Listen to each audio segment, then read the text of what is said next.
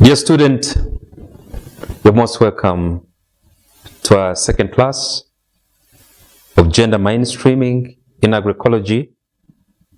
Today, we should be focusing on another issue, and that will help us to internalize gender more. My name is Musobos Paul Stephen, lecturer at Mountains of the Morning University, who's responsible for you to take you in gender mainstreaming in agroecology. Gender mainstreaming is a very important aspect in academia, in the academic world, and in the practice world, especially in policy formation, policy implementation, and other development strategies that we are interacting with globally and at national level. However, as we discussed last time, we began with understanding the concept of gender. Understanding the key concepts which we looked at was one way of helping ourselves understand the different words or concepts we use to define gender and how we use them in our application of gender in different perspectives. So today we are looking at the related theories concerning gender. The theories are very important because they help us to understand the world more. We look at the different expressions, the logic expressions different theories have brought. Now, those expressions, the ideas, and their line of thinking help us to understand how the world is, what comprises the world we think about. What do we mean by the world? I'm not meaning the earth, physical crust or structure. I'm meaning the social world. I'm meaning how we relate, how we do things. So some of those theories that we have interfaced with in our different classes, in our different interactions, except from here, which we have not studied, are going to help you to understand the world of thinking. So theories bring logical explanations. Theories are tested, and they are helping us to internalize specific issues in the world. So the session introduces us to theories related to gender. The theories enable us to understand the beliefs behind the thinking we have or people hold, and these thinkings help to influence the social practices we hold and we undertake.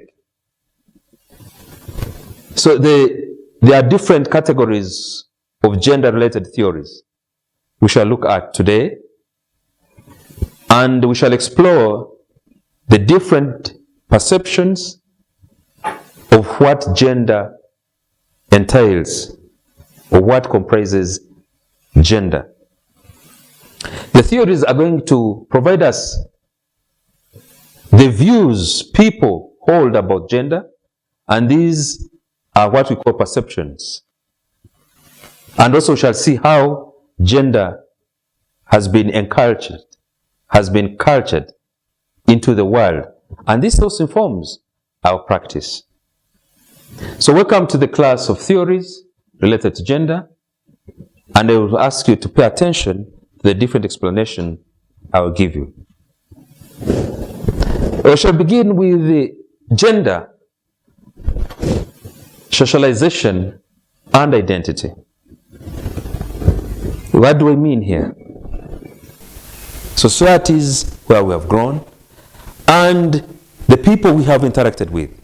What have you been told at home to do as a male? What have you been told to do as a female? How have they differentiated you from your fellow male, and how have you been told to do and not to do as a female? When we are growing up, we grow in a family environment. When we begin to understand, we internalize, we watch, see, and we are told specific things to do and specific things not to do. And these are related to our sexual and sexual orientations from homes we have grown in. For example, in the communities in the Rwenzori region, most girls or females are told not to climb trees, and there is a social understanding and explanation about it. Males are told, we are told not to be in the kitchen. Males were told not to cry even when they face a lot of pain. You have suppressed the pain. Females are trained at an early stage to become mothers, and also a girl child is trained to become a mother at an early stage at home and in society. And the same is with the boy or the male child. To play games that portray malehood, to play games that portray femalehood or feminine. So gender socialization and identity helps you to understand yourself. You're female, and therefore you're supposed to do tasks, you're supposed to take roles that identify you as a female. Gender is socialized like any other behavior in our society. From childhood, sex differences are taught to children during socialization in a home. And at least with the experience, you've seen this. And there are other kinds of games and other social relations where these differences are highly, highly expressed. So socialization does a lot in enculturing us into the thinking. So you grow up knowing that I'm a male and I'm supposed to be doing these tasks. So socialization is a very key aspect in forming behavior. And behavior is a result of the thinking we hold. So gender socialization is in every society across the globe. Although in the contemporary world, some of these orientations are changing because they are adapted cultures. There are other forms of cultures that have resulted for the many decades we have lived on Earth. So today we find that these roles are changing, and also the identity is being influenced. I hope by the way you have been brought up, there are certain things you have left because they are no longer values, they are no longer beliefs, they are no longer norms. Society has also shaped a way of behavior. In the past, women were not riding bicycles, driving cars. But today, we see that women are able to take up the role of driving, heading families, heading institutions, formal institutions, doing other jobs of what a male child or a male adult does. Therefore, socialization has changed form. So cultures are not casted in stones, are not so rigid, they change with time. Therefore, the socialization has changed shape, and that's why we see there are other other forms of thinking, forms of beliefs, forms of practices we see today. And they are being taught either in schools or in other formal organized institutions where our students or pupils go through. So socialization is very key in bringing cultures, and especially when we talk about the differences between males and females. We see new behaviors come. So gender, socialization, and identity is one of the theories that explains to us that gender is a socialized aspect which results into bringing these differences between male and female. So we acquire behaviors of identity from socialization. The second one is physical makers of gender. Now, from the beginning, when we discussed about concepts, we looked at sex, which is the difference between a male creature, a male human being, and a female human being.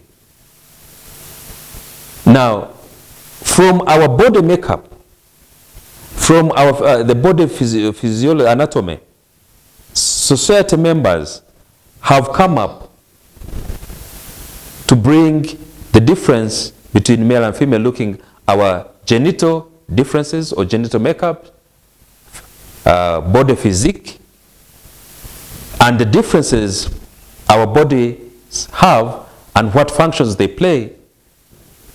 It is a ground for their argument about sex differences, which they result calling gender differences. So gender means the differences in human body organs, according to the theorists of physical makers of gender. The general perspective among these theorists is gender means the distinctions in the general physical appearance and the genotype compositions between males and females. It is common practice and common thinking when we talk about gender, our minds run to describing the differences in sex, the differences in sexual makeup. This is what we understand by gender. When we go into committees, we elect leaders, the word is, let there be gender balance, meaning there's a difference between males and females, and once they see there's inequality, most society members decide to bring in the balance. So gender, physical makeup, is what brings the differences. So physical makers of gender understand gender as differences in appearance. Then we have what we call gender identity and sexual orientation. This seems to be relating to the first theory of socialization. Gender identity begins with sex orientation. And sex orientation influences our behaviors. Sexual orientation also inculcates us on how we make decisions. So, sexual orientation influences a male or a female's decision to choose the type of gender one considers important. People want to become females when even they have the male sex.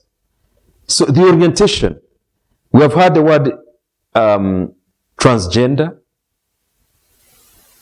meaning you can change your thinking. If you're male and you think you're a female, and you take that position in your life. So we have seen the change in terms of understanding gender.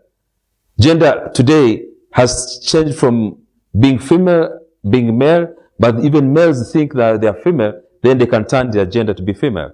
And we've seen now being highly practiced in terms of male-to-male marriages, female-to-female marriages. Then we have what we call family and the construction of gender as another theoretical expression. Here, of course, families play a lot of roles in terms of orienting us. The views they have about gender. So the child effects stand emerging from the social environment he or she grows in understanding male, being a male and being female.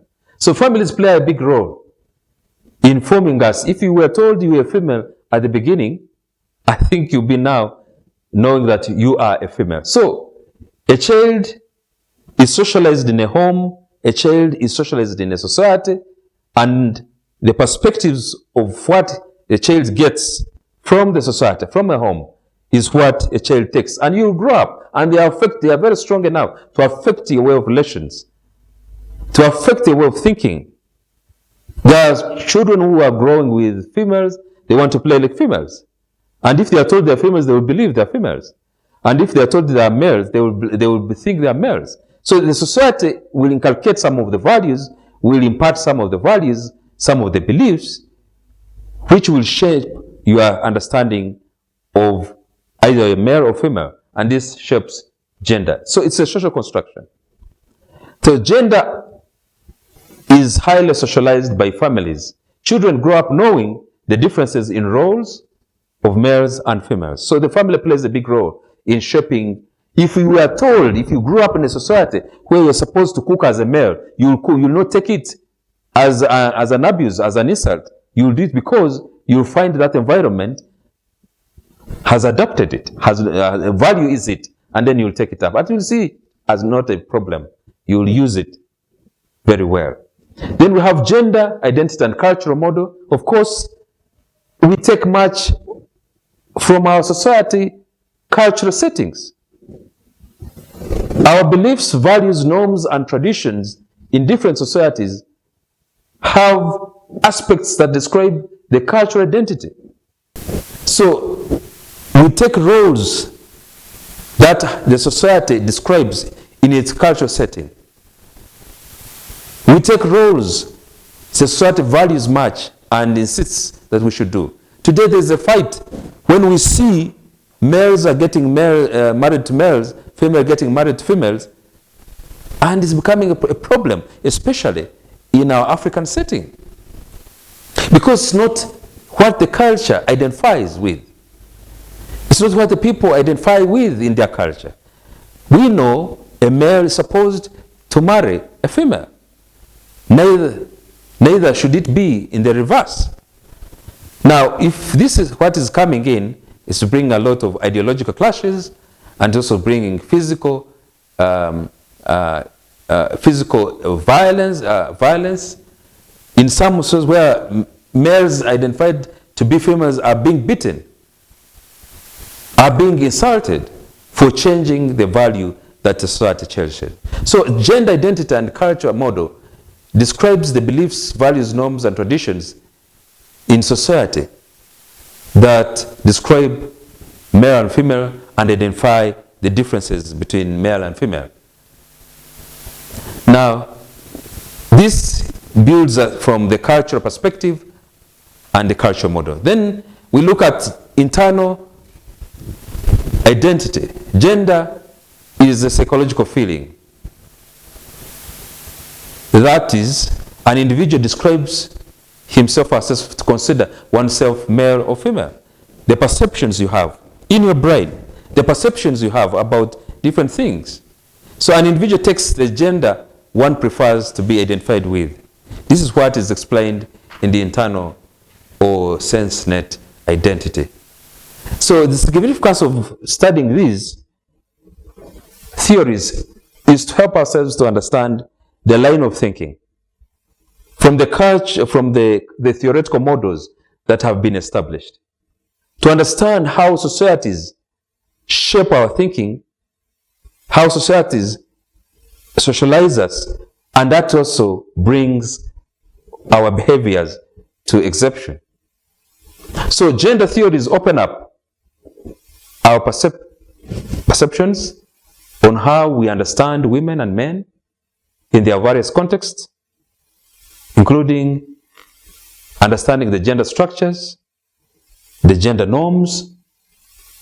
We learn that gender is socialized like any other behavior. We learn gender is socialized and penetrates society right from childhood. So it is important to understand the theories and use them. And when you come into implementing gender equity, implementing gender mainstreaming, implementing gender equality, and structuring them into organizations, policies, programs, activities, the theories will help you to know what exactly should you integrate. With that, I'd like to thank you for participating in this class. We shall have another session after the break, and we shall be looking at another aspect of gender. Therefore, I thank you and like to wish you a good stay in another class and participate very well, participate actively. I wish you all the best. I continue to be Msowas Paul Stephen, who's taking you in gender mainstreaming. Thank you.